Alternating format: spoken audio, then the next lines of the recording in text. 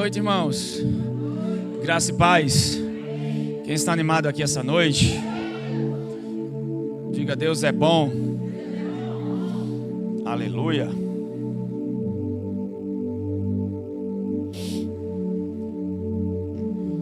Abre tua Bíblia no livro de 1 de Reis, capítulo de número 19.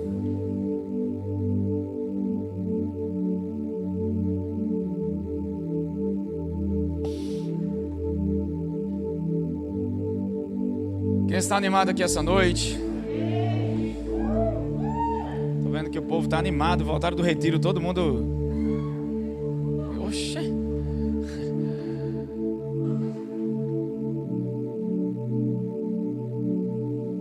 Hoje é uma noite de ceia, mas algo me veio ao coração e eu queria compartilhar com vocês.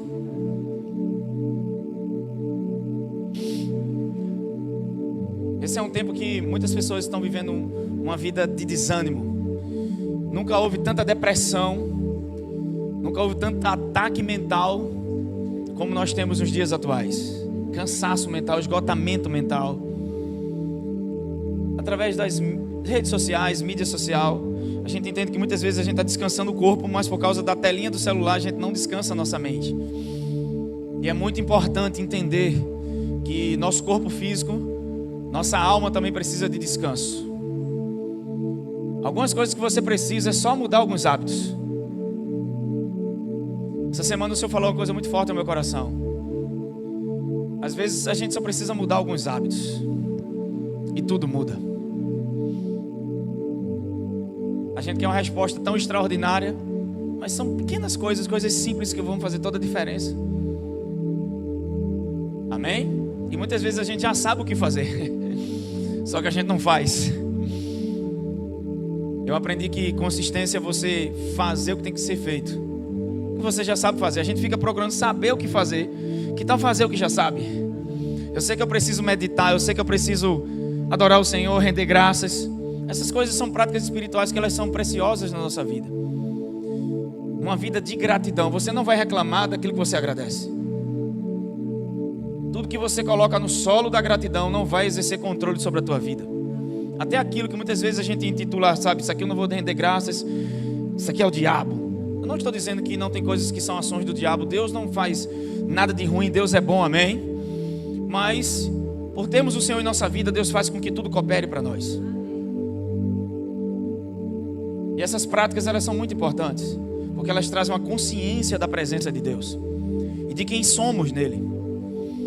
A Bíblia diz em 2 Coríntios 5:7 que andamos por fé e não andamos por fé.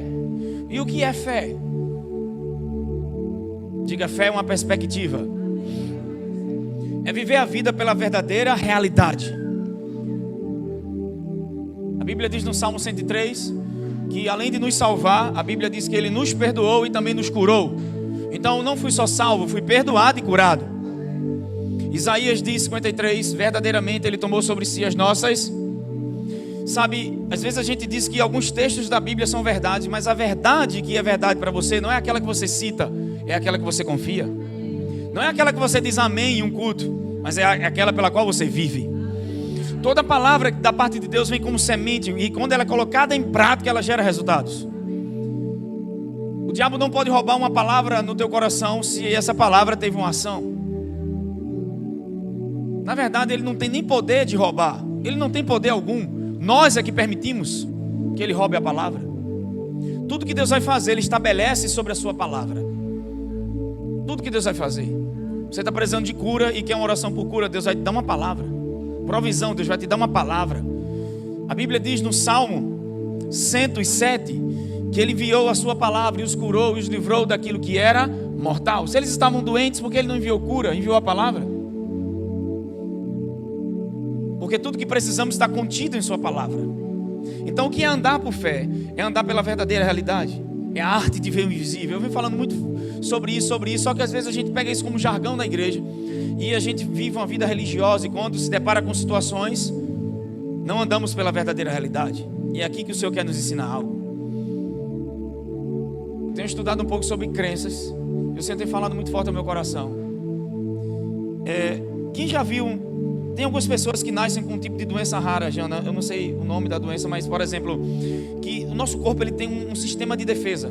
Por exemplo, se você botar a mão no fogo, o que é que vai acontecer com o seu corpo? Você vai dizer, ai, né? Isso é bom, ruim, isso é bom ou ruim? Isso é um sistema de defesa. Isso é importante. Tem pessoas que têm uma doença rara, que elas não sentem dor. Então elas podem estar queimando a mão e não sentem nada, então elas vão perder a mão. Às vezes, a nossa alma está gritando sobre algo. E esse tipo de dor está revelando algo que a gente precisa mudar. Essa dor que o corpo sente é um indicador de algo que precisa ser tratado. Só que muitas vezes a gente tem um tipo de dor na alma que a gente não trata em Deus ou pela palavra, a gente prefere distração. Quando eu pego a história de Elias, porque o que eu amo na Bíblia é que Deus, Ele não ocultou os fatos, Ele não ocultou as falhas. É por isso que se você pegar a galeria da fé de Hebreus capítulo 11, você vai perceber que não está constando ali o que eles fizeram de certo ou de errado, mas o que é constado ali, ou que consta lá nas histórias dos homens e mulheres de Deus, são sua fé no Senhor. Porque todos aqueles heróis da fé, eles cometeram erros. E é por isso que Deus é um Deus que ama pessoas imperfeitas. Mas a Bíblia diz, sede perfeito como eu sou perfeito. A palavra perfeito ali é maduro. E ali Jesus está elevando o padrão da lei, porque o sermão da montanha, Jesus está falando para os judeus. É por isso que a gente precisa aprender a interpretar a Bíblia. Não é que eu não possa pegar o Novo Testamento e trazer uma revelação, ou o Velho Testamento. Mas quando a gente vai interpretar a Bíblia, a gente precisa entender que os evangelhos, Jesus ainda estava sob a lei mosaica. Não é a nova aliança que está em vigor. Jesus ali está falando para um povo judeu. Então, ele disse, ouvi isso que foi dito? Seria, pela lei mosaica, assassino quem matasse o irmão. Eu, porém, vos digo, se você odeia, já é assassino. Seria adultério se você deitasse com a mulher do próximo. Ele disse, se você a desejar no coração. Esse é o padrão perfeito da lei, e ninguém consegue cumprir. Então ele diz, sejam perfeitos, como vosso Pai é perfeito. A palavra perfeita ali é maduro. Ninguém consegue ser perfeito aqui, a não ser em Cristo, amém? Tem uma frase de um escritor que eu amo, ninguém é perfeito, é por isso que os lápis têm borrachas. Ou seja, Deus é um Deus que ama pessoas imperfeitas. Quando Pedro nega Jesus, o que aconteceu com Pedro? Irmãos, imagina você trair seu melhor amigo. Imagina você trair uma pessoa que você ama. Você vai ficar mal? Vai ficar bem? Só que Jesus disse para Pedro disse para Jesus, eu nunca vou te negar.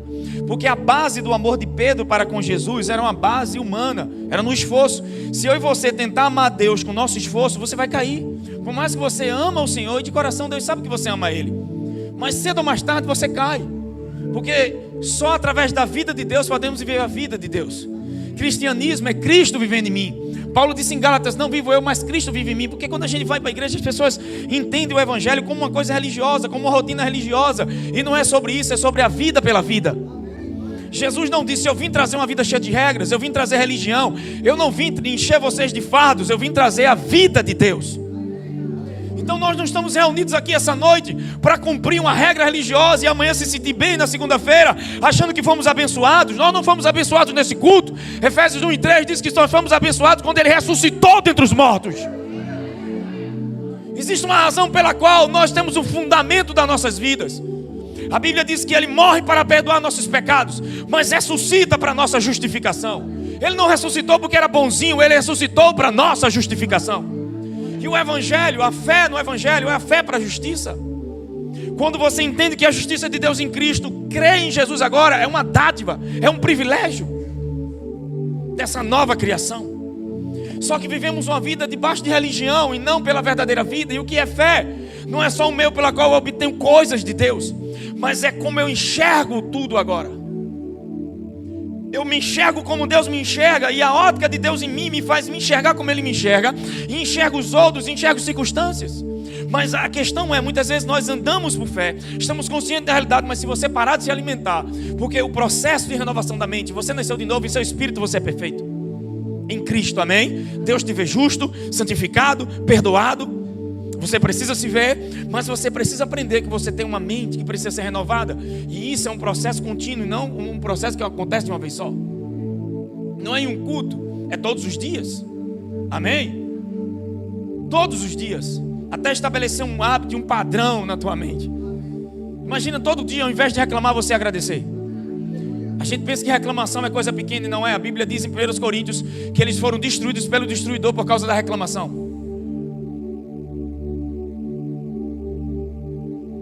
Não é algo pequeno. É algo que afeta a consciência da presença de Deus na tua vida e te leva a uma vida de autocontrole ou de dependência própria. E nós não nascemos para depender de nós mesmos. Render graças é dizer: Senhor, eu confio em você e eu sei que você é por mim. Voltando, então o Evangelho é a vida pela vida. Só que eu preciso estar consciente disso.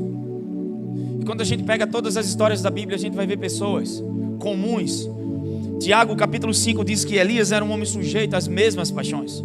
Por mais que ele fez fogo cair do céu, ressuscitou mortos, abriu o Jordão, fez machado, ali foi Eliseu. Eu ia dizer que ele fez machado flutuar, foi Eliseu. Mas também teve sua história. Elias foi um dos grandes profetas. Ele declarou a palavra de Deus em 1 de Reis capítulo 17, que não haveria chuva sobre a terra senão segundo a sua palavra. Consciente de Deus. Veja como é fé, é estar consciente dele. É uma consciência de um reino. Jesus chega para os discípulos e diz: vocês não têm como servir a dois senhores. Mateus capítulo 6, verso 24. A gente gosta do 25, do verso 25, mas começa no 24. Não tem como servir a dois. Ele está falando: ou serve a Deus ou a mamão. Aí ele diz: não vos inquieteis, não andeis ansiosos pelo que vão comer ou pelo que vão vestir. Ele diz: é os pagãos ou os incrédulos, aqueles que não conhecem o Pai, que andam assim. Ele diz: olha para as aves do céu, os lírios do campo, vosso Pai Celestial as alimenta e as veste. Ele veste os lírios e alimenta as. Só que ali ele está falando algo muito interessante, porque ele fala sobre dinheiro. E ele coloca o dinheiro como mamão, o Deus que está regendo muitas vezes nossos corações. Você quer saber se o dinheiro exerce controle sobre a tua vida, se as tuas decisões são controladas por ele? Eu estou decidindo isso pela minha posição em Cristo, porque a gente não tem que se mover pela condição, a gente se move por uma posição. Jesus em nenhum momento se moveu por condição. A condição muitas vezes era desfavorável. 5.000 homens, sem contar mulheres e crianças, não havia comida. E Jesus, ele não se desespera. Ele diz: dê de comer a eles. Porque a mentalidade dele era do reino e não terrena. E é por isso que a renovação da mente é Deus transformar a tua mentalidade, porque a tua mentalidade foi construída em um reino humano, de medo, de dúvida. Nós, sem perceber, o lar que nós crescemos, nós aprendemos com traumas, com crenças erradas dos nossos pais, porque fica no nosso subconsciente. Vai para um lado do cérebro que você não tem controle. É como dirigir um carro. Muitos de nós andam no carro dirigindo e olhando o celular. Por quê? Porque já foi para esse lado do cérebro. Você não precisa aprender. Quando você está aprendendo, fica olhando a marcha o tempo todo. Eu me lembro que eu ia passar marcha em velocidade e eu ficava olhando. Agora você passa a marcha sem olhar. Por quê? Porque entrou em um lugar no seu cérebro. Está inconsciente. É por isso que você fica mexendo no celular e nem olha e passa aquela coisa. E se for automático, melhor ainda. Só que, da mesma forma que nós aprendemos essas limitações naturais, a palavra de Deus agora vai destruir essas limitações e colocar a gente na verdadeira realidade. E a vida de fé começa aí, porque você pode ser um crente nascido de novo e escravo em uma área por não conhecer a verdade.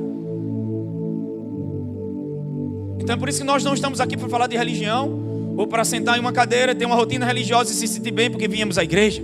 Nós estamos aqui porque nós somos o templo e morada do Espírito Santo. E Evangelho é a vida de Deus dentro de nós, transformando lá fora tudo que está fora. É primeiro dentro para transformar fora, amém? Nosso mundo interior é transformado e aí tudo fora muda. E é isso que Deus quer fazer hoje.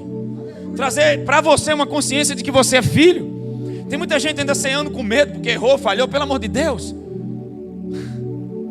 Entre você e o Pai tem uma oferta que é perfeita. Isso não me dá direito a licença para pecar. Não, eu estou te dando uma licença para viver uma vida vitoriosa. Eu estou te dando uma licença para viver como filho de Deus nessa terra. Eu estou te dando uma licença para viver como alguém que é perdoado. Aleluia. Será que a gente vai falar de Elias hoje?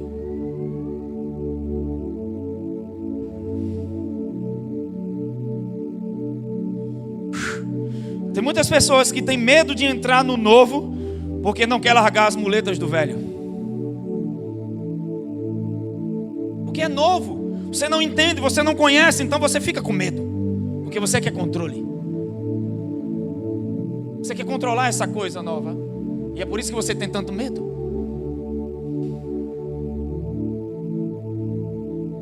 Mas Deus quer jogar fora. Sabe por que Deus está te chamando para um novo? Para quebrar toda a muleta que é velha na tua vida.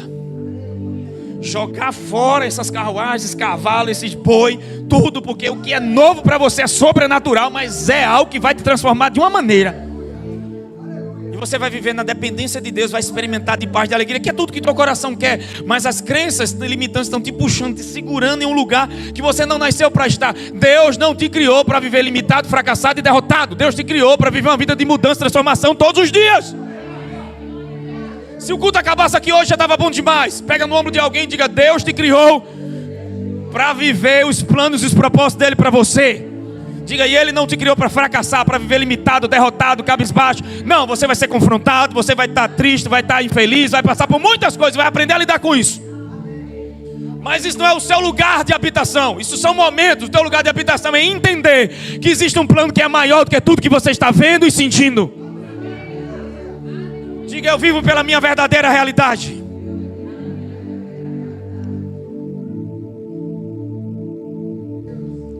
Quando você aprende sobre essas coisas, você pode estar preso como Paulo, escrevendo o livro mais feliz da sua vida, porque as circunstâncias não vão determinar como você vai viver. Mas Elias não entendia isso. E o 1 de Reis, capítulo 19, diz: então o rei Acabe contou a sua esposa, porque Elias, ele disse que não haveria chuva e não houve chuva. Disse a Acabe que agora ia chover e houve chuva. Desafia os profetas de Baal, desafia os profetas de Azira. Ele traz algo sobre Israel, porque Acabe e Jezabel estavam vivendo uma vida totalmente de idolatria, e Deus queria trazer o seu povo para a verdade de novo. Então houve um julgamento. Amém? Naquela época Elias estava debaixo da lei mosaica, e ele declarou sentenças de julgamento. Hoje nós estamos na nova aliança, e todo julgamento sobre o pecado já foi colocado no corpo de Jesus. Não sobrou julgamento para você. O que sobrou para você foi relacionamento e uma vida abundante dentro de você. Não é pelas regras que você vai viver, porque as regras só controlam o que está fora. A vida de Cristo, o Espírito Santo em mim, transforma o meu coração e a minha vida por dentro. E aí muda a raiz. Mudou a raiz, vai mudar os frutos. Isso é evangelho, amém? É uma mudança de dentro para fora. As pessoas estão tentando mudar algo fora, mas entenda que com Deus começa tudo por dentro. Com Deus tudo começa por dentro. E por dentro muitas vezes é na tua mentalidade. A tua mentalidade foi construída para pensar assim. Esses dias eu estava meditando em algo, eu ouvi uma pessoa dizer algo e é interessante. Pessoas que ficam só pensando em dívidas, pessoas que ficam só pensando em falta, pensando em problemas, elas acabam atraindo só dívidas e problemas. Caramba, parece que é algo bom, né? Estar preocupado. Não. Deus não quer você pensando no passado nem no futuro. Deus quer você vivendo um dia de cada vez, entendendo que se Ele cuida das aves do céu e veste os lírios do campo, Ele é seu pai para cuidar de você. Mas pastor, você não sabe o que eu passei. Tudo tem um propósito, está nos ensinando algo. Então nada se perde. Até o que você está enfrentando de dificuldade te ensina algo, quando você foca na coisa certa. Então muitas vezes a dor está indicando que você precisa mudar, e você não quer a mudança, porque não quer jogar fora as muletas do velho. E as muletas do velho te levaram até ali, mas olha como ficou a tua vida. E Deus não quer isso. Deus sabe o futuro. Ele disse em Jeremias 29: eu é que sei os planos que eu tenho para você, planos e pensamentos de paz, e não de causar dano algum, mas de fazer prosperar e viver uma vida boa. E a gente diz: eu confio em Deus. E por que não lança sobre Ele? Então ficar pensando em dívida, ficar pensando em problema, não vai mudar o problema. Uma coisa é pensar na solução, é diferente. Uma coisa é ficar habitando. Irmão, não é nem pregar sobre isso, que coisa interessante. Mas eu percebo uma unção fluindo. E tem pessoas que passam o dia todo ocupado só com os problemas, pensando no problema, e aí você vai se tornar negativo. E vai acontecer o que aconteceu com aquele cara da ponte. Ele estava prestes a pular. Passou um rapaz de bicicleta e viu ele, disse: não pule. Ele disse: você não sabe o que eu estou passando? O cara disse: me conte. Quando ele contou, pulou os dois. ouvi falar de um homem chamado Nick. Ele trabalhava num desses vagões, nessas ferrovias nos Estados Unidos. E ele era um cara muito pessimista. Sabe aquela pessoa que sempre pensa mal, sempre algo acontece, sempre está esperando algo ruim. Como vai ter resultados bons se você só espera algo ruim? Olha a crença no que está funcionando. Você só espera o pior, como vai ter o melhor? Isso não é fé, é uma perspectiva. E a fé também traz alegria e esperança e uma antecipação dos fatos. Eu me lembro quando a gente comprou o apartamento, a gente não tinha pago, só entrou e pisou, mas tinha uma palavra, a gente se alegrou, viveu aquilo. E quando eu recebi a chave eu já não tinha mais alegria. E eu disse: Deus, eu estou sendo ingrato. Deus disse: não, você já comemorou antes. Você sempre está vivendo antecipações e você se alegra assim, mas irmão, você tem que ter cuidado com as imagens do seu coração. Isso é fé também. Porque Deus sempre mudou a visão de Abraão, a visão antes de mudar a confissão, mudava a visão. Porque aquilo que eu imagino fica habitando. É isso, sabe, que começa a criar-se sobre a minha vida. Quando eu paro e fico só pensando em dívida, nunca me vejo saindo, sempre cheio de dívida, cheio de pressão, cheio de dívida. Você nunca sai desse ciclo e só atrai essa coisa ruim. Provérbios 23:7, ele diz: assim como o homem imagina em sua alma, assim ele é. E o diabo sabe disso, então ele vai toda manhã te lembrar, fazer você habitar nessa coisa que a gente chama, Paulo chama isso de fortalezas na alma, segundo aos Coríntios capítulo 10. Mas ele diz: nossas armas não são carnais. No verso 4 ele disse: nossas armas não são carnais, mas poderosas em Deus para destruir fortalezas. Uma fortaleza não é construída com a pedra, não é construído com um pensamento. Se você vê aqueles grandes castelos na Europa, aquilo foi construído com muitas pedras. Então essa fortaleza é construída com muitos pensamentos. Você fica habitando, toda a sua vida foi assim. Que tal se permitir agora Deus começar a transformar a tua maneira de pensar? Que tal você permitir? Sabe por que muitas coisas você não vive? Porque não se permite.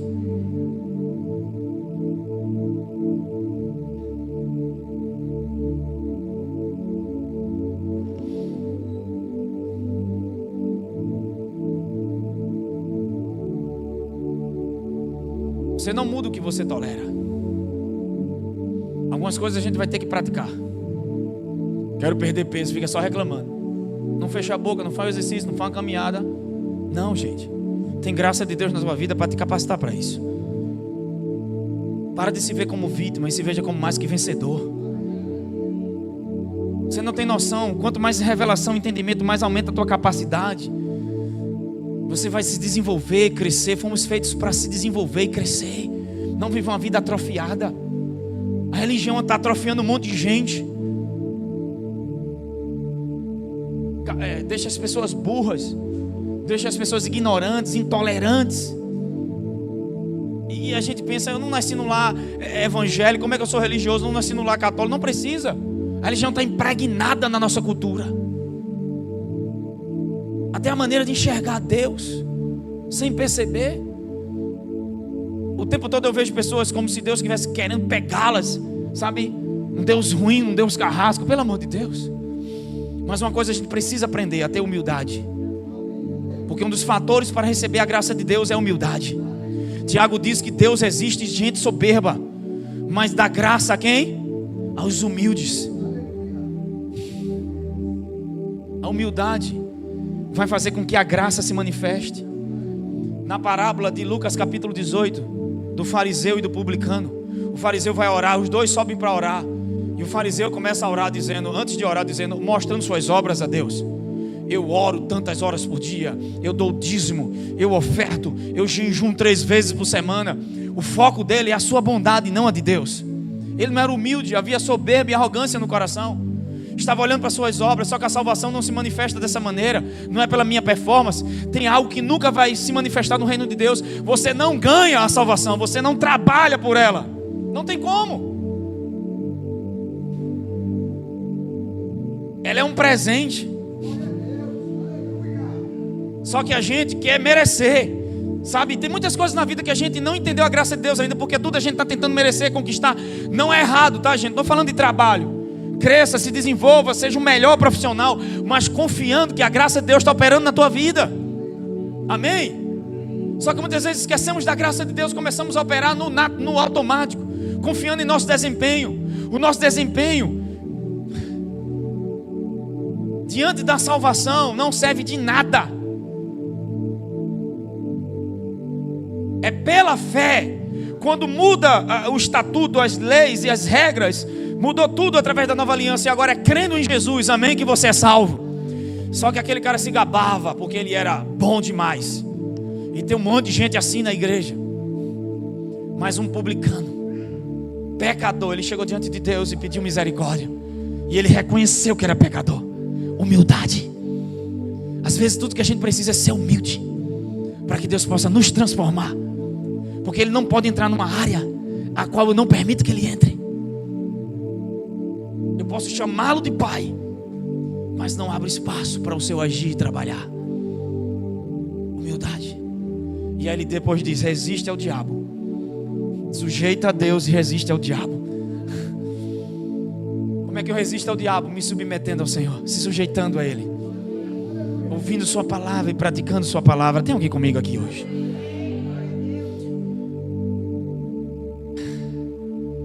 Eu gosto da história de Elias, porque quando ele chega diante de Acabe e dá o decreto que vai haver a chuva, quando Jezabel fica sabendo daquele fato, ela fica endemoniada. Ela já era o próprio demônio. E todo homem teme mulher, né? O cara diz: quem manda de casa sou eu. A palavra final é da esposa. Jezabel diz: vou pegar esse cabra. E Elias não teve medo de Baal, não teve medo dos profetas, não teve medo de nada. Quando uma mulher quer pegar ele brava, ele correu. Tem homem que já está assim olhando de lado para a esposa aqui hoje. Só que é algo interessante, porque Deus poderia não ter permitido que essa história da fraqueza de Elias fosse à tona. A Bíblia é um livro tão extraordinário que ela não deixou de fora os relatos. Então é por isso que na história da fé não fala sobre o que eles fizeram de certo ou errado, mas a fé deles em Deus. Porque todos ali tinham momentos ruins. A gente vai ver Pedro que negou Jesus, e Jesus, quando ressuscita, a primeira coisa que Jesus diz é o quê? O anjo diz: olha, diga a os discípulos e a... Por que a Pedro? Ele poderia ter dito: diga que eu ressuscitei, todo mundo ia ficar sabendo, Pedro também.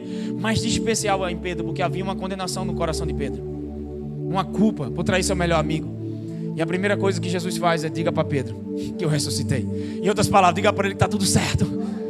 Eu não rejeitei por causa da sua falha. Pelo contrário, ele vai ser o maior pastor dessas ovelhas. Seus erros não definem seu futuro, mas se você der ouvidos ao que Jesus está falando, isso vai determinar o seu futuro.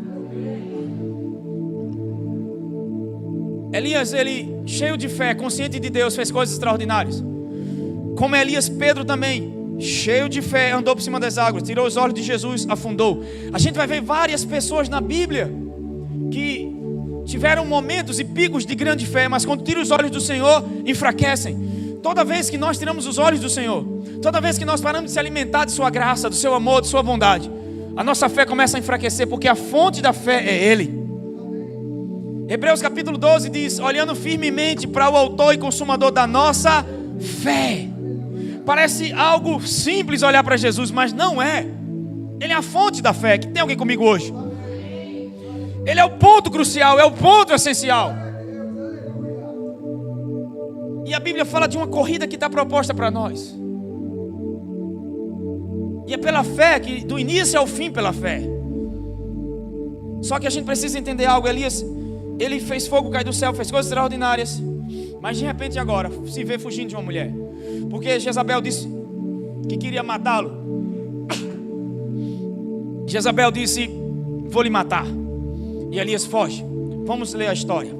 Então o rei Acabe contou a sua esposa tudo o que havia acontecido, como passara fio de espada os profetas de Baal. Diante disso, Jezabel mandou o mensageiro Elias com o seguinte recado: que os deuses me façam sofrer as piores desgraças, se até amanhã, essa hora, eu não der cabo da tua vida, ou fazer com você o que você fez com meus profetas.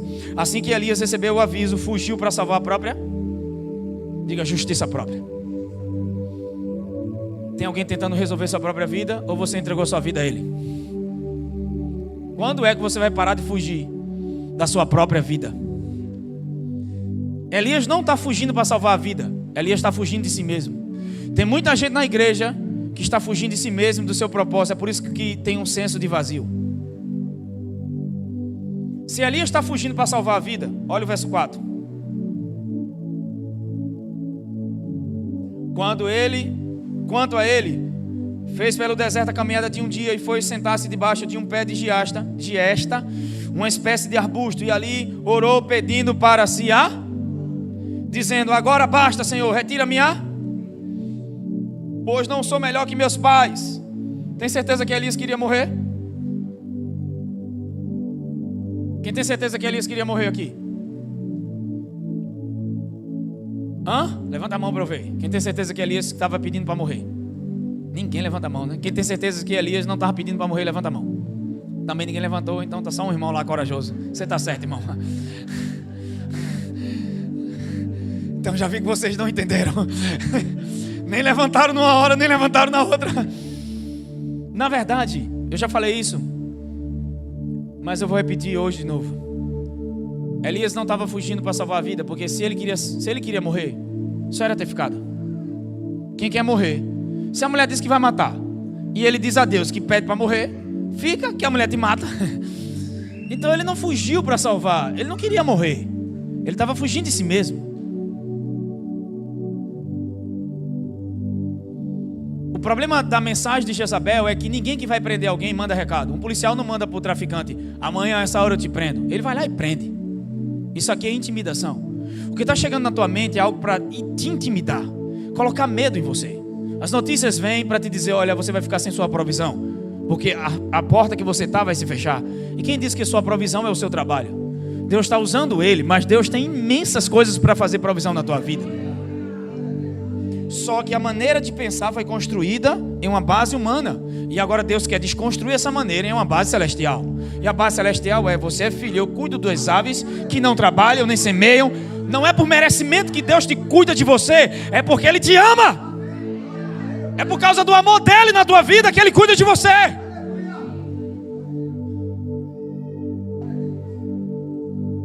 Porque você vai achar que está tendo tudo isso porque merece, e você não merece nada. Nenhum de nós merecia Jesus morrer.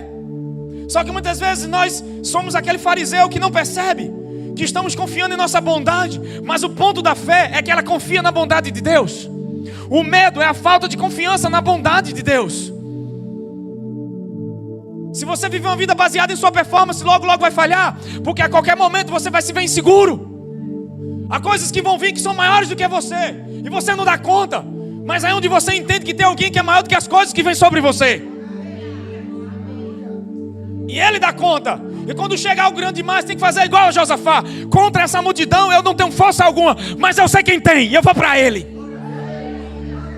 Eu não tenho como resolver isso, mas eu sei para onde eu vou olhar, e eu vou olhar para aquele que fez o céu e fez a terra. É a Ele que eu vou render graças. É sobre adoração nessa coisa. É sobre para quem eu me prostro, para onde eu me rendo. E muitas vezes a gente está se rendendo por causa de circunstâncias e não para o Criador. Por isso que Abacuque entendeu essa coisa, e a coisa estava quebrando de um lado e do outro, e ele disse: ainda que o produto da oliveira minta, ainda que não haja ovelha no curral, sabe, isso não determina a fonte da minha alegria, mas aquele que me criou, aquele que eu conheço, aquele pela qual, oh meu Deus, é nele que eu me alegro. Porque haverão dias que o dinheiro vai faltar, mas é nele que eu me alegro. Tem dia que alguém vai me decepcionar, mas é nele que eu me alegro. Para de fazer das pessoas a fonte da sua fé. Para de fazer coisas que você construiu a fonte da sua fé. Porque muitas vezes Deus vai pedir Isaac para te mostrar que não é Isaac que te torna pai. Não é a empresa que te torna empresário, foi Ele que te tornou quem você é.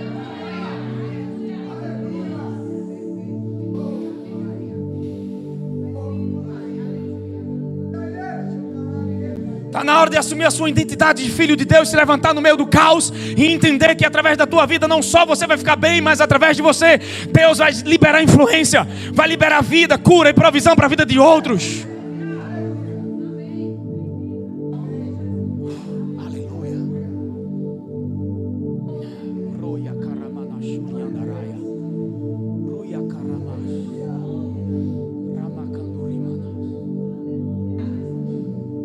Tem coisas novas chegando.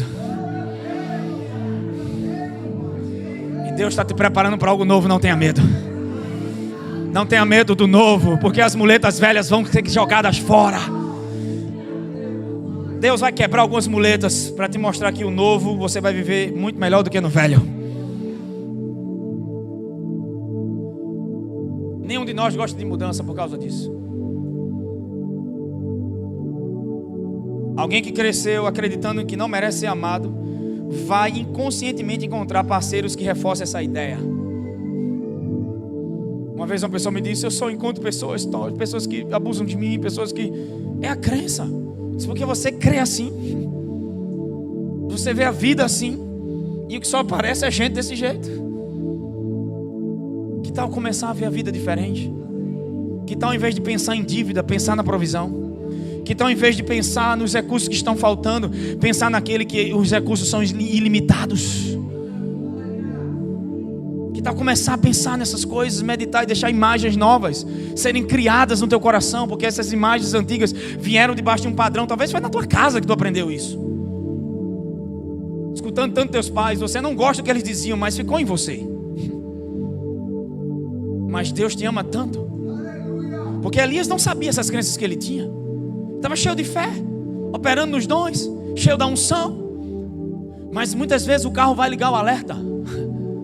Quando aquela luz do óleo acende, é indicando que está faltando óleo no motor. Você não pode levar para um lava-jato. Às vezes nosso coração está dando indícios.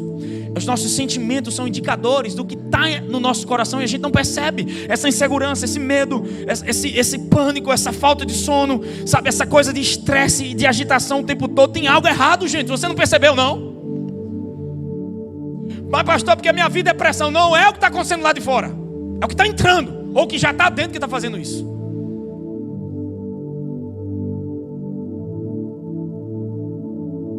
Essa caverna que esse cara vai, olha o que ele diz: eu queria morrer. Ele não quer morrer, porque se ele quisesse morrer ele fica. E Jezabel matava ele. E Jezabel também não tinha força para matar, porque se ela pudesse cumprir o que estava dizendo, não mandava recado. Ela ia lá e matava. Mas o diabo não pode fazer nada, então ele fica mandando recado na tua mente. Você vai quebrar, vai acontecer de novo, você vai ser traído, você vai isso. Ele fica mandando recados. Mas Deus está dizendo: ele não tem poder algum sobre a tua vida. Para de dar crédito nisso e levanta. Agarra o que te pertence e começa a viver a melhor vida que Deus tem para a tua vida hoje. Diga: mentira do diabo. O que me trouxe aqui vai me levar até o final. Levanta a tua mão direita para cima e diga: ainda que o produto da oliveira minta, ainda que não haja ovelhas no curral, ainda que as vacas da manada sejam arrebatadas, eu todavia me alegrarei no Senhor e eu vou exultar o Deus da minha salvação. Ou seja, é sobre adoração. Tudo isso é para roubar minha alegria, tudo isso é para roubar minha fé, tudo isso é para tirar o meu coração do centro. Eu não vou dar minha energia para essas coisas. Eu vou dar minha energia em adoração e dizer, como Josafá: eu não tenho força contra isso, mas eu vou olhar para o lugar certo. Eu vou olhar para quem pode. Eu vou buscar refúgio nele. Uau! Deus é socorro e refúgio, bem presente na hora da angústia. Ele é fortaleza. Nele eu me encontro protegido e abrigado. Amém? Então Elias ficou desanimado e correu para salvar a própria vida de Jezabel. É incrível isso. E ora para morrer. É incrível isso. Quem aqui já esteve num lugar onde, depois de ver todas as grandes obras que o Senhor fez, parece que nada deu em nada e tudo voltou ao normal? Só que quando você não está vendo nada, eu tenho uma notícia boa para você: Deus está trabalhando nos bastidores.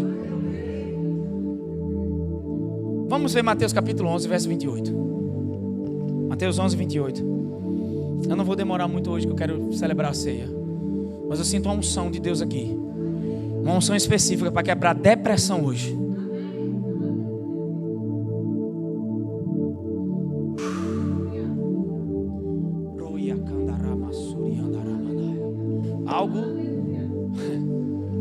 Esse esgotamento mental, esse estresse, essa coisa na tua mente que está tentando te levar à loucura, vontade de morrer, de desistir, você não tem nem mais sonhos, sabe? Tem que começar a permitir que o Espírito Santo crie novas imagens. Ou então você começa a escrever. Escreve no papel. Eu não consigo sonhar, vai sonhar hoje. Porque quem não sonha só está vegetando. E Deus quer você sonhando. Como é que vai alimentar a fé? As imagens. Você vai sonhar de novo. Tem alguém aqui? Tudo fez por mim, derramou seu sangue, não está aqui.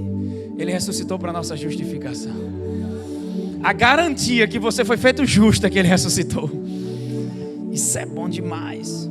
Como dizia Caneta Azul, bom demais, viu, né?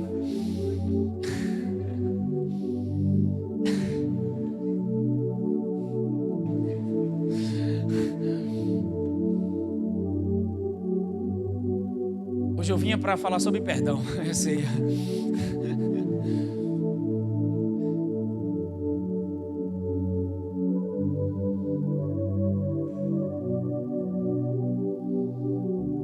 Mateus 11, 25. Naquela ocasião, em resposta, Jesus proclamou: Pai, graças te dou. Graças te dou, ó Pai, Senhor dos céus e da terra, pois escondestes essas coisas dos sábios e ocultos e a revelaste aos... Jesus aqui sofreu uma rejeição. Passou por algo muito difícil. O que é que ele fez? Ele adorou a Deus. Algumas coisas vão mudar com a adoração na tua vida. Porque é sobre senhorio. A reclamação é só uma indicação de onde teu coração está sendo governado. Mas a rendição e ações de graças e adoração estão indicando que alguém, pela fé, você está no senhorio do Senhor. Você está rendido a Ele. Amém? Então Jesus, ele entendia quem Ele era. O que é que Ele fez? Os líderes, irmãos, podem falhar com a gente. Pessoas podem falhar. Ele foi rejeitado e a Bíblia diz que ele olha para os céus e rende graças. Ele adora a Deus. Se toda vez que a gente passasse por uma decepção fosse adorar, ao invés de falar para as pessoas de quem nos decepcionou, o nosso coração não criava raiz de amargura.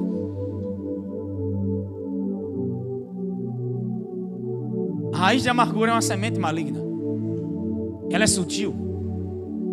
E ela começa: pastor, você não sabe, estão falando isso de mim. Que tal a gente parar a fofoca, o ciclo da fofoca? Eu não quero saber o que estão falando de mim.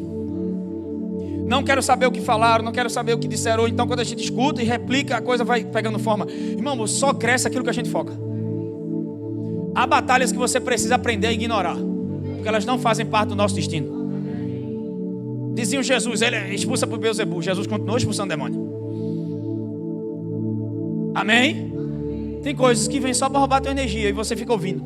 Eu não vou escutar. Não quero saber. Não faz parte do meu destino. Eu quero enfrentar Golias e não Eliabe. Se enfrenta Eliabe, não luta com Golias. E é por isso que tem muita gente distraída no corpo de Cristo, lutando a batalha errada, lutando contra o seu irmão. A Bíblia diz que a nossa luta não é contra carne nem sangue. Não são contra pessoas. Amém? Aleluia. Verso 5 de 1 de Reis 19. E a gente fecha aqui. Enquanto ele deitava e dormia debaixo de uma árvore, eis que um anjo do Senhor tocou-lhe: levanta e come. Abriu os olhos, olhou ao redor, e eis que ali junto à cabeceira havia um pão quente, que fora assado sobre pedras em brasas, e uma vasilha com água fresca. Tendo comido e bebido, voltou-se a se deitar. Eu não sabia que fugir de Deus era tão divertido assim, né? Só que tem um pão quente sobre a sua cabeça e tem Jezabel na cabeça dele. Todos os dias Deus está tentando te alimentar, mas tem um pensamento de Jezabel na tua cabeça.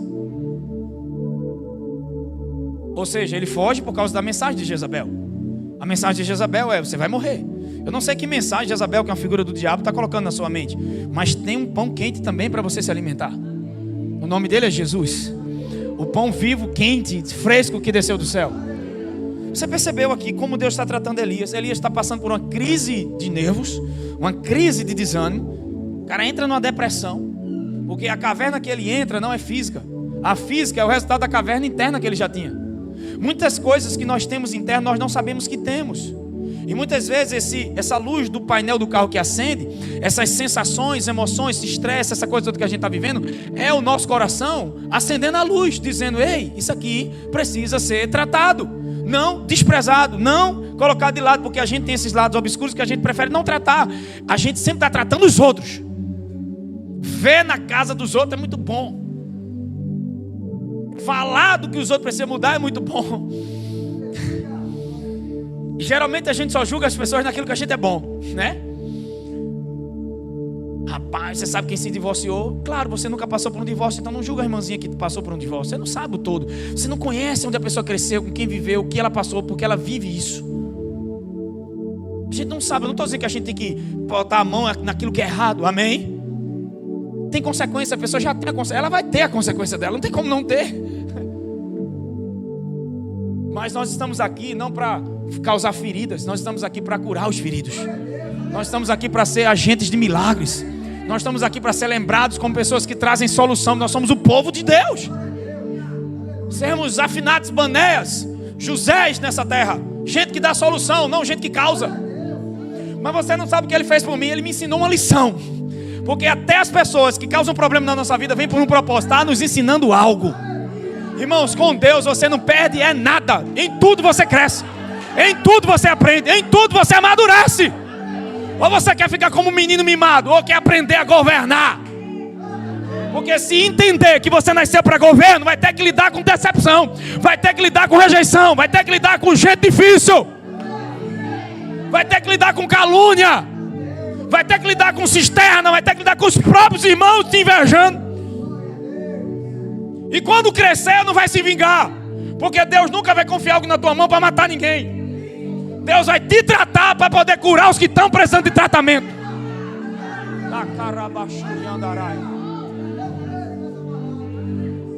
Porque José, quando chega, os irmãos, quando Jacó morre, eles ficaram tudo com medo. Será agora ele mata a gente? Achando que José não matou eles por causa de Jacó.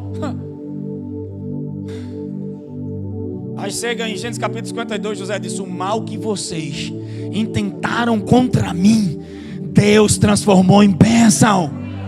Se a gente tivesse perdoar, gente, não é esquecer, não é ter amnésia. Eu sofri um choque de amnésia e agora esqueço tudo o que me fizeram. Mas é lembrar de forma redentiva, é olhar para a situação de forma redentiva e entender que até nisso a glória de Deus opera e Deus faz algo grande.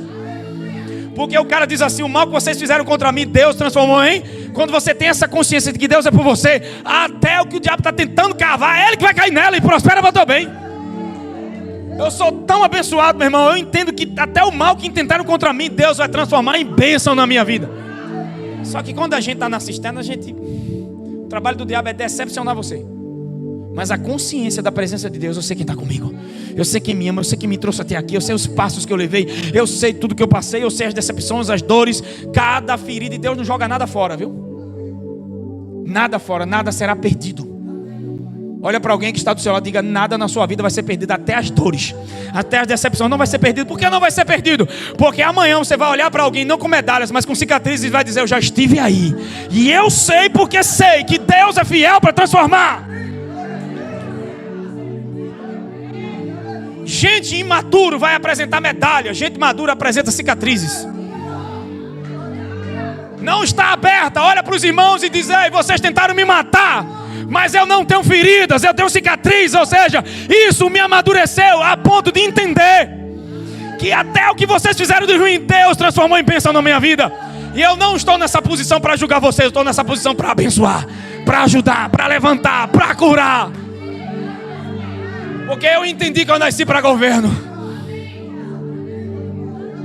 Tem gente aqui que vai mudar de fase. Pastor, você não sabe a pressão. Claro, à medida que a fase vai aumentando, o nível também aumenta. Mas o sinal que você está entrando numa fase maior é porque o nível de pressão aumentou. Então você também está crescendo e amadurecendo para entrar em coisas maiores. Mas se fica preso em coisas pequenas, nunca vai crescer. Não, irmãos, o teu passado não vai se comparar com o que Deus tem preparado para você no presente e no futuro. Paulo disse: esquecendo-me das coisas que para trás, uma coisa eu sei e faço. Ou seja, ele aprendeu algo naquilo, mas ele disse: esquecendo-me. Mas foi bom, mas não se compara com o que há de vir. Queria chamar o louvor aqui à frente. Eu não vou nem pregar mais, não dá nem para pregar. Deita e dorme. Olha que coisa interessante. Você está orando para Deus te dar uma vitória, e Deus chega para Elias: deita e dorme. Deus te dá sono. Às vezes o que você precisa é só dormir. Só um exercício físico. Às vezes é só mudar a alimentação, ou mudar de geografia. Eita. Às vezes Deus vai te mudar de cidade, mudar de geografia, porque você cresceu naquele ambiente Então como vai mudar a tua mentalidade no mesmo ambiente? Então ele tira você de um ambiente para outro. Porque muitas pessoas mudaram e vieram para essa igreja, que aprenderam muita coisa debaixo da lei mosaica, agora vem para a graça de Deus. E muita gente se confunde no início. Aquela igreja prega isso, prega aquilo. Irmão, se você aprender essa palavra, ela vai transformar a tua vida. Porque eu nunca dei licença aqui para ninguém pecar. Eu dei licença para você viver uma vida vitoriosa. Eu dei licença para você viver como alguém que é mais do que vencedor. Até porque ninguém precisa de licença para pecar. Quem quer vai e faz mesmo. Com igreja, sem igreja, com lei, sem lei, com graça, sem graça. Até Adão, vivendo no paraíso, fez o que fez. Quanto mais que conversa. O problema é que a lei mascara, mescla, entope, bota essas coisas para debaixo do tapete e ninguém sabe dos escândalos. Mas em todo lugar tem problema. Gente falha, gente.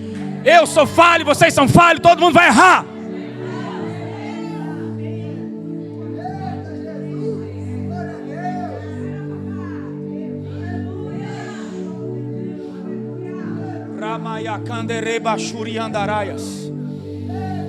Há uma unção de Deus aqui nesse lugar.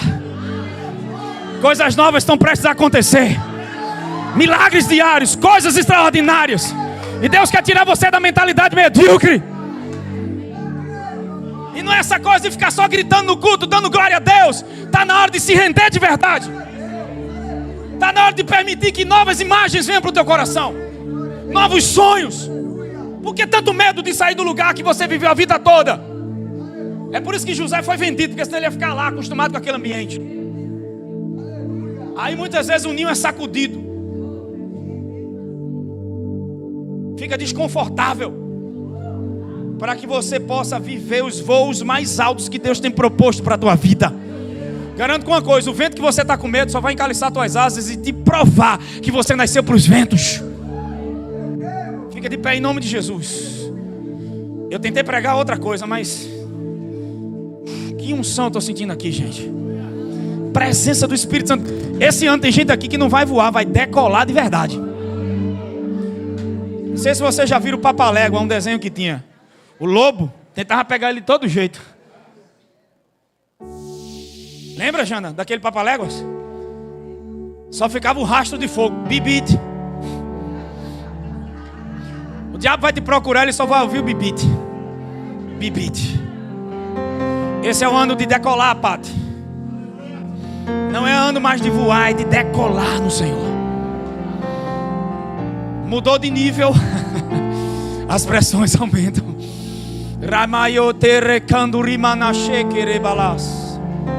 Mas Deus vai dando ferramentas. Ferramentas para o novo. Não muletas velhas. Joga fora. Queima os carros, as carruagens que tiver queimado o passado. Queima essa coisa aí. Pega da cantarabachurinha. Eu estou debaixo da unção profética, gente. Pega no ombro de alguém que está do seu lado. Não espera uma pregação muito arrumadinha que não vai sair, não. Pega no ombro de alguém de mais uma palavra cheia do Espírito Santo. Vai colocar em você o que um sermão arrumadinho não coloca.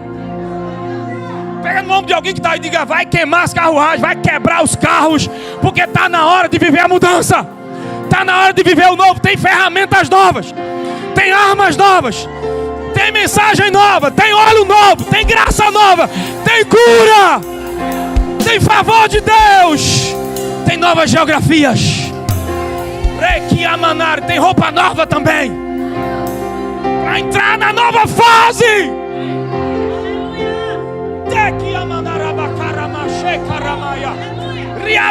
Você pensa que é um retrocesso, mas não é. É uma reviravolta. É Deus te esticando. É Deus te amadurecendo. É Deus te levando para novos níveis. Mas você estava preso no velho.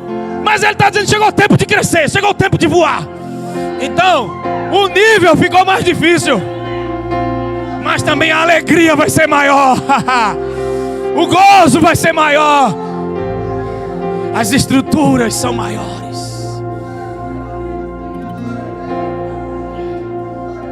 Eliseu teve que jogar fora, queimar os carros, carruagens. Essa roupagem velha não serve mais para você.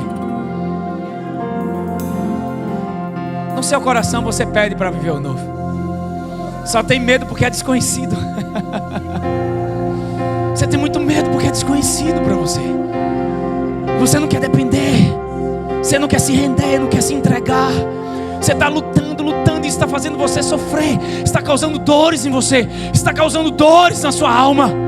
Você tem gritado por dentro, mas não se rende. Deus está dizendo hoje: se renda.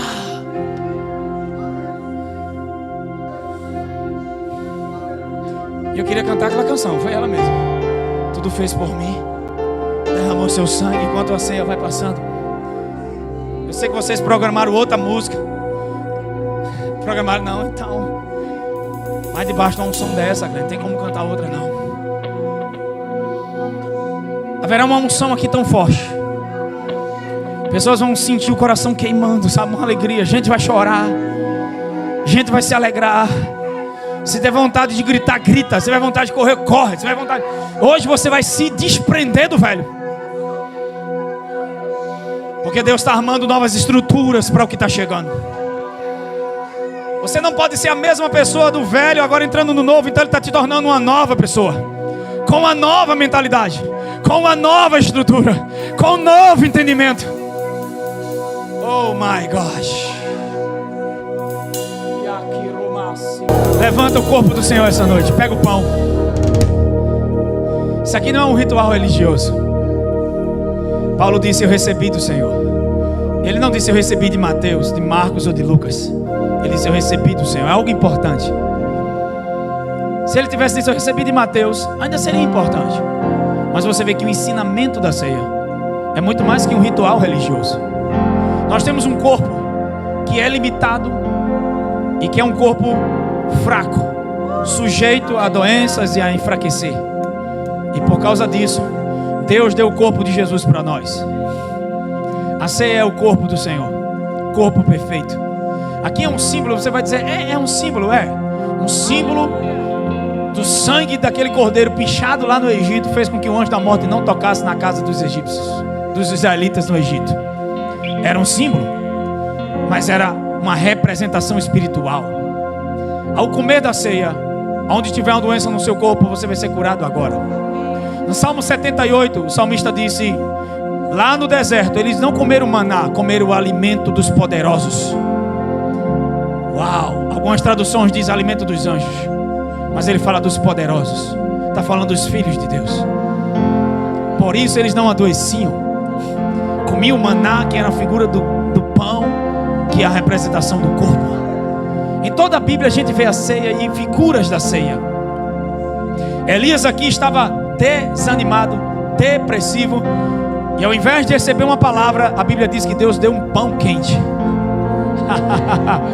Um pão, e nós vamos comer um pão essa noite. Às vezes você está orando para Deus trazer uma vitória financeira, e o que Deus vai te dar é alívio, estratégia e sabedoria. Fazer você descansar para a mente poder ter novas ideias, porque senão ela entra em colapso.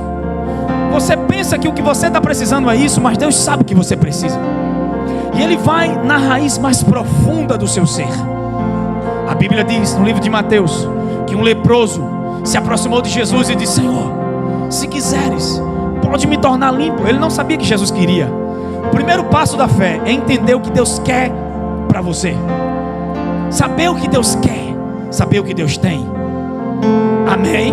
Ele não sabia o que Jesus queria, e Jesus disse, antes de dizer, Jesus tocou e disse: quero.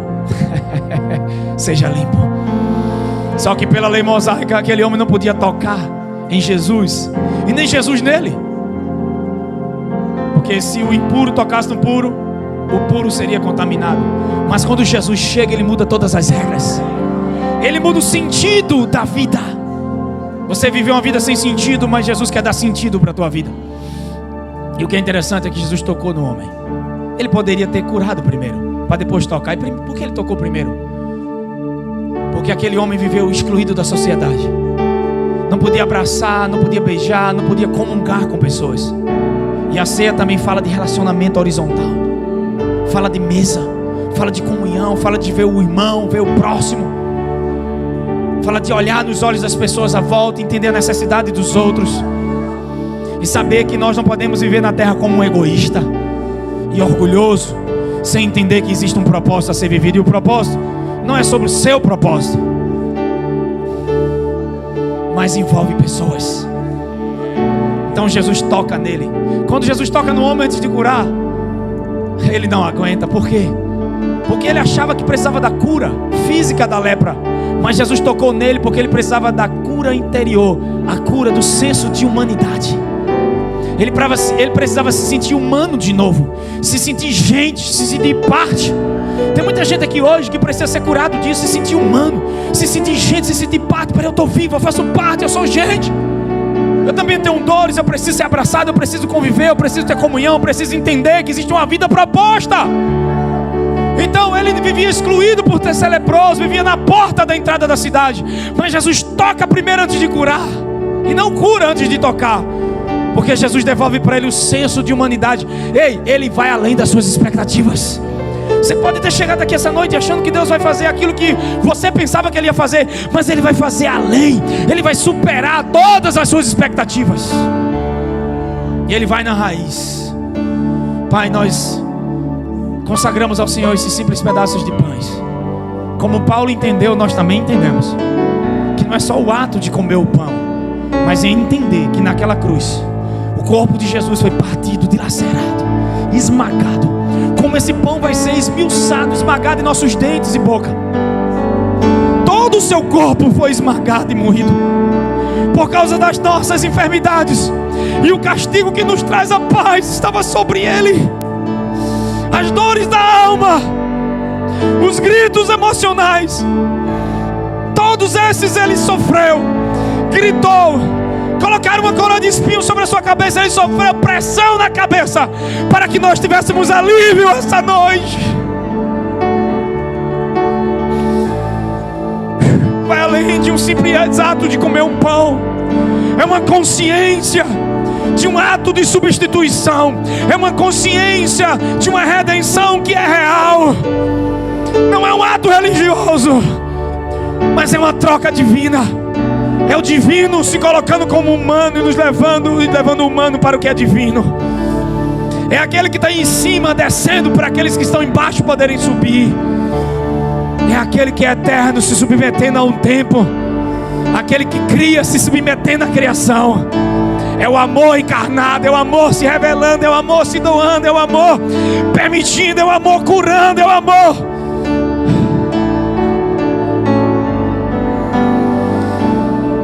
Espírito Santo, que essa consciência desse amor esteja no ato e nos corações essa noite.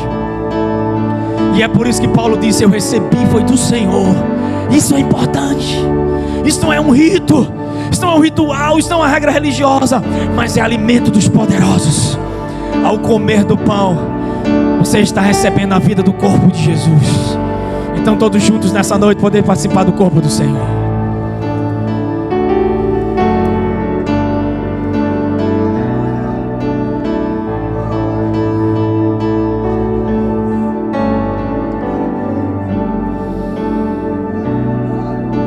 Coríntios 11:25. Semelhantemente, depois de cear, tomou o cálice, dizendo: esse é o cálice da nova aliança. Aliança não baseada na nossa performance, mas aliança baseada no sangue de Jesus. Ele disse em Jeremias: virão dias, diz o Senhor, que transformarei o coração de pedra em coração de carne. Colocarei o meu espírito no meio deles. Perdoarei as malignidades do coração. Perdoarei todos os seus pecados, e seus pecados nunca mais me lembrarei. Concluindo tudo isso, disse: esta é nova aliança. A antiga passa a ser antiquada, mas agora uma nova aliança. Aliança da graça. Aliança baseada no seu amor. Aliança a qual Deus agora habita em nossos corações. Ele não está mais longe, habitando dentro do Santo dos Santos, mas agora Ele virou morada em nós. Por causa de uma aliança inferior, Davi entra no campo de batalha e diz para Golias: esse homem sem aliança não pode vencer alguém que tem aliança. Nessa noite, Espírito Santo traz a consciência da aliança. E a principal cláusula dessa aliança é: eu perdoarei os seus pecados. O perdão de pecados. Fomos totalmente perdoados naquela cruz. Nenhuma condenação há para os que estão em Cristo Jesus. Todas as coisas se fizeram novas. Está na hora de viver o novo de Deus. Todos juntos podemos participar do sangue do Senhor Jesus Cristo.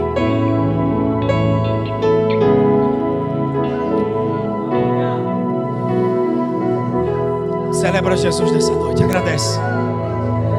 Fecha os olhos, só agradece. Declare que você é livre essa noite, por causa do sangue de Jesus. Pai, eu declaro liberdade em todas as áreas na vida do teu povo. Eu declaro cura no corpo físico. Eu declaro que todo bloqueio mental, emocional seja destravado essa noite. Mas a consciência de filhos de Deus, a consciência do que foi feito em Cristo, se manifeste. E que haja, Pai, mudança em todas as áreas na vida do teu povo. Que passamos da morte para a vida. E que possamos viver não como vítimas.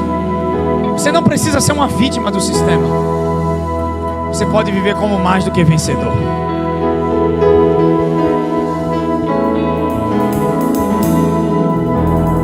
Ele já te deu tudo que é necessário para viver uma vida vitoriosa. Amém? Quem pode agradecer a Jesus essa noite?